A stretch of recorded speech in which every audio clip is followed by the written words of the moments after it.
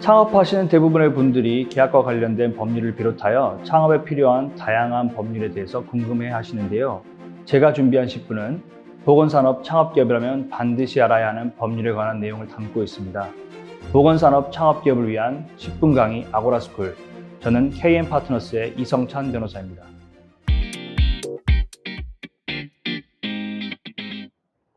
국제 물품 매매 계약은 외국에 거주하는 당사자들 사이에 이루어지는 물품의 매매로서 매도인이 매수인에게 특정 물품의 소유권을 이전할 것으로 약정하고 매수인은 이에 대하여 대금을 지급하기로 약정하는 계약을 말합니다.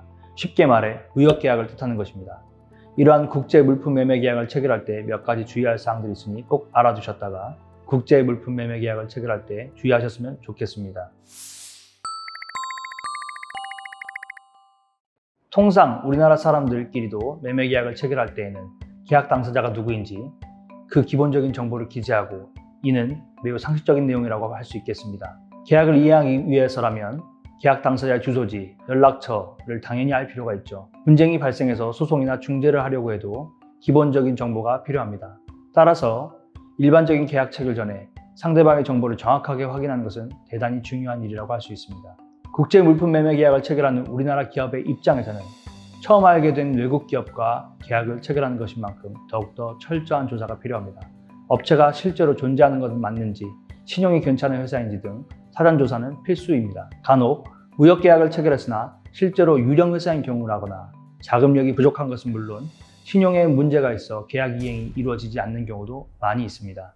선진국은 물론이고 개도국이나 상대적으로 낙후된 국가의 업체나 회사들과 거래할 때에는 기본적으로 코트라나 무역협회 현지 사무소를 통해 사전에 상대 기업에 대한 정보를 입수한다거나 현지의 한국 경영인들을 통해 조사를 해본다든지 한국무역보험공사를 통해 신용도를 조회해본다든지 등의 방법을 통해 상대 기업에 대한 기본적인 정보와 신용조사를 한 후 정말 믿음이 가는 경우에만 거래를 하시는 게 좋을 것 같습니다. 물품을 판매하는 입장에서 주의할 부분이 있는데 상대 기업이 소량의 물품을 몇 번씩 주문하고 대금을 지급하다가 갑자기 대량 주문을 하는 경우 별다른 의심 없이 여러 번 거래하던 회사니까 그냥 물건을 전부 배송했는데 물건값이 지급되지 않아 피해를 보는 경우가 발생하고 있습니다. 어렵게 수소문을 찾아봤으나 이미 업체는 잠적하고 없었다는 피해 사례가 있으니 이런 부분도 꼭 주의하셔야겠습니다. 국제 물품 매매 계약에서는 물건의 품질 관련 조항은 필수적인 거래 조건입니다. 반드시 약정한 품질에 부합한 물건을 매매해야 되는데 만일 물건이 품질 요건을 충족하지 않을 경우 손해배상의 문제, 수리 문제, 감가 또는 대체 지급 등의 문제, 심할 경우 인수 거부 및 계약 해지까지 연결될 수 있습니다. 국제 물품 매매 계약 시 품질 기준을 정하는 방법에는 여러 가지가 있겠지만 서류상으로 그 기준을 설명하는 방법과 샘플의 방식으로 기준을 정하는 방법 등이 있습니다. 구체적으로 서류상으로 문자, 도표, 그림, 사진 등을 이용하여 구체적인 물건의 규격, 등급, 표준, 브랜드, 원산지, 도면 등을 이용하여 다양하고 구체적으로 품질 요건을 정하는 방법, 표준 샘플을 품질 기준 내의 표준으로 정해서 공증기관에 위임하여 보관하면서 해당 샘플이 품질 기준에 부합하는 것임을 모두가 인정할 수 있도록 하는 방법 등이 있습니다. 다양한 품질 요건 약정 방식이 존재하기 때문에 해당 거래 물건의 특성에 적합한 품질 요건 약정 방법을 고민해야겠죠. 매매의 대상이 되는 물건의 종류에는 물건의 정확한 명칭, 모델명, 규격, 사양 등 정확하게 구분할 수 있는 식별 방법을 기재하는 것이 필요합니다. 대금 지급의 기준이 되는 물품의 가격이 정해지는 방식은 당사자들 사이에서 협의하기 나름이지만 개별 단가를 정하거나 전체 가격을 정하는 방식, 상황에 따라 가격 변동이 심한 경우 가격을 정하는 기준 등에 대해 구체적으로 약정하는 것도 필요합니다.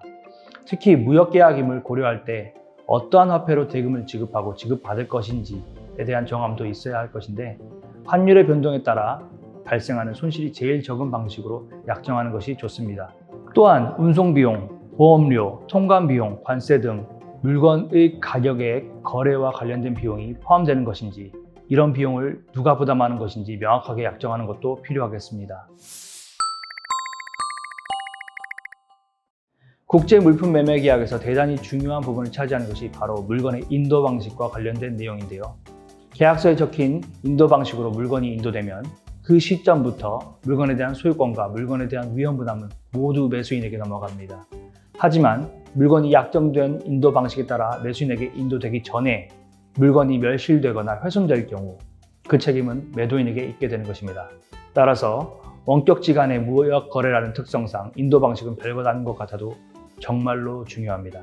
국제 물품 매매 계약에 있어서 물건을 어떻게 인도하는지, 운송료와 보험료가 포함되는지 등에 따라 EXW, FCA, FAS, FOB, CFR, CIF, DEQ, DDU, DDP 국제적으로 통용되는 인코텀즈 무역 용어가 있으니 국제 물품 매매 계약을 앞둔 분들은 물품 인도 방식에 관한 위 용어들을 꼭 미리 공부하셔야 됩니다. 자주 쓰이는 방식들은 EXW, FOB, CIF, CFR이 있는데요. EXW, 공장 인도 조건은 매도인이 자신의 현지 공장 등을 인도 장소로 지정하는 방식으로 매도인에게 기타 비용 부담이나 책임이 전혀 없는 방식입니다. EXW는 매수인에게 가장 불리한 인도 조건이기 때문에 계약상 매도인에게 월등한 지위가 인정되는 경우에만 가능한 방식이라고 볼 수 있습니다. FOB, 본선 인도 조건, 선적항에서 선박의 갑판상에 물건을 인도하는 조건을 뜻합니다. 물건이 선박의 본선에 적재가 되면 인도가 완료된 것으로 보기 때문에 이후에 발생하는 비용과 부담은 모두 매수인에게 넘어갑니다. CIF, 운임보험료 포함 조건, FOB와 마찬가지로 선적항 선박의 본선에 물건을 적재하여 인도하는 방식이기는 한데 목적항까지 발생하는 운임과 보험료를 매도인이 부담하는 인도 조건입니다. CFR, 운임 포함 조건이라는 것은 방금 말한 CIF에서 보험료만 빠진 인도 조건입니다. 선적항 본선에 물건을 적재하여 인도하되 매도인이 목적항까지의 운임만 부담하면 되는 것이죠. 이처럼 국제 물품 매매 계약을 할 때 꼭 알아두어야 할 무역 용어는 단순히 지식의 문제가 아니라 비용과 책임의 문제와 직결되는 것이기 때문에 무역 거래를 하실 때 꼭 미리 알아두셔야겠습니다. 국제 물품 매매 계약에서 값을 치르는 방법에도 여러 가지가 존재합니다. 주로 사용되는 것들만 간단하게 설명하도록 하겠습니다. 일단 신용장 방식과 은행 송금의 방식이 주로 사용되는데요. 우선 신용장 거래 방식은 은행의 신용에 기초하여 대금을 지급하는 방식입니다.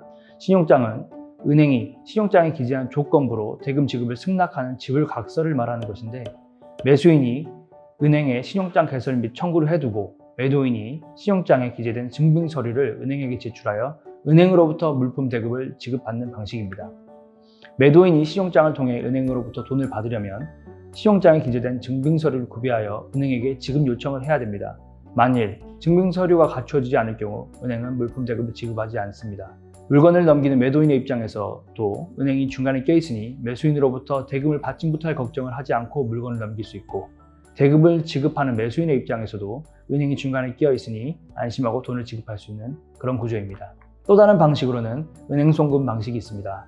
국제 송금 방식에는 전신환 송금, 우편환 송금, 송금 수표에 의한 송금 등의 방식이 있는데 국제 무역 거래에서는 전신환 송금 방식이 주로 사용되고 있습니다. 실무적으로 물건을 넘기기 전에 일부 선수금조로 얼마를 송금한 후 물건을 다 받고 나면 잔금을 송금하는 형태로 많이 이루어지기는 합니다만 거래 상대방에 대하여 신용이 낮은 상태에서는 위험 부담이 있다는 점을 기억하셔야겠습니다. 중거법이란 계약의 성립, 계약의 효력, 계약의 이행 등의 근거가 되는 법률을 말하는 것인데 만일의 경우 분쟁이 발생했다면 계약의 중거법에 따라 서로 다른 판결이나 중재 판정이 나올 수 있기 때문에 중거법을 지정하는 것은 매우 중요한 문제에 해당합니다. 일반적으로 국제 물품 매매 계약의 중거법은 당사자들이 지정하기 나름입니다. 하지만 자신이 유리하고 자신이 잘 알고 있는 법률을 중거법으로 지정하려고 하기 때문에 당사자들은 서로 자국법을 중거법으로 지정하려고 합니다. 물론 창업기업이 계약상 열등한 지위에 있어 꼭 계약을 하고 싶은데 상대방 나라의 법을 중거법으로 지정해야 한다고 주장할 경우 어쩔 수 없이 끌려갈 수밖에 없는 현실이긴 합니다. 하지만 굳이 이렇게 중거법을 타국법으로 할 수밖에 없는 상황이 아니라면 웬만하면 우리나라 법을 중거법으로 지정하는 것이 좋습니다. 만일 중거법이 지정되어 있지 않다면 국제재판 관할의 특성상 계약의 본질적 특성을 제일 잘 반영할 수 있는 요소 등을 근거로 해당 계약과 가장 밀접한 관계가 있다고 판단되는 국가의 법률을 중거법으로 확정하여 해결하게 되어 있고 대부분 국제재판 관할이 인정되는 국가의 법원이 해당 국가의 법을 중거법으로 정하는 경우가 많습니다. 이 외에도 국제물품매매 계약과 관련된 중요한 것들은 많습니다. 창업기업이 국제물품매매 계약을 처음 접하게 된다면 오늘 설명한 것들부터 확인하고 점검하는 것이 무역거래의 첫 발걸음을 떼는 것이라고 생각합니다. 이상 KM파트너스의 이성찬 변호사였습니다.